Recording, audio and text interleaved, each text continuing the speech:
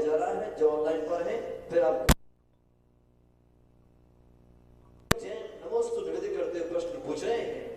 यदि हर जीव अपने कर्मों का फल स्वयं भोगता है तो शास्त्रों की भूमिका क्या होती है, कृपया समाधान कीजिए।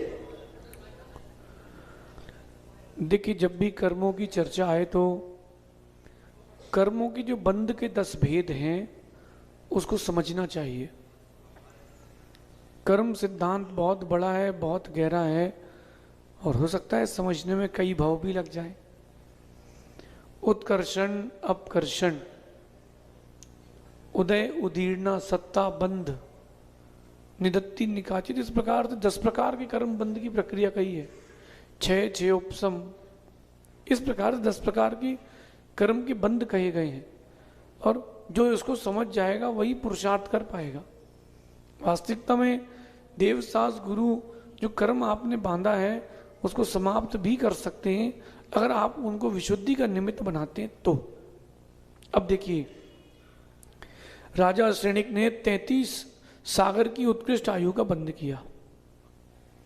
अब आप बताओ कि देवसास गुरु ने क्या नहीं किया। देवसास गुरु बहिरंग निमित्त थे, लेकिन उन देवसास गुरु के बहिरंग निमित्त के कारण भी उनके नियोग से ही वो 33 सागर की आयु एक बूंद प्रमाण रह गई समुद्र के सामने 84,000 वर्ष। देवसास गुरु उसमें बहिरंग निमित्त बने, लेकिन राजा श्रेणिक की अपने निज की विशुद्धि और उनका पुरुषार्थ कार्यकारी हुआ। कर्मों को अगर हरा नहीं सकते हैं तो कोई तीर्थंकर या कोई भी जीव कभी मोक्ष जा ही नहीं सकता। तो कर्मों को भी हराया जा सकता है आपके पुरुषार्थ से, ऐसा समझिए।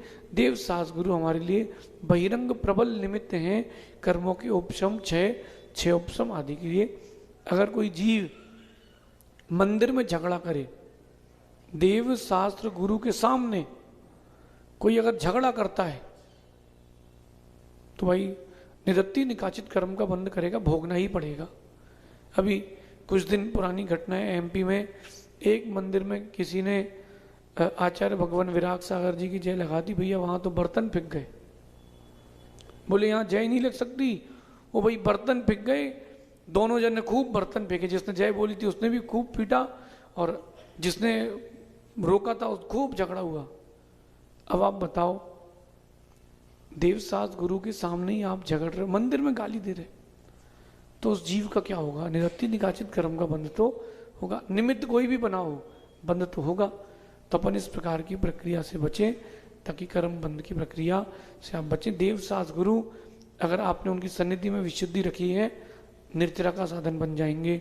परिणामों की विकृति रखी है, वही आपके बंध का साधन बन जाएंगे। तवे में ही रोटी सिकती है, तवे में ही जलती है, ऐसा समझिए।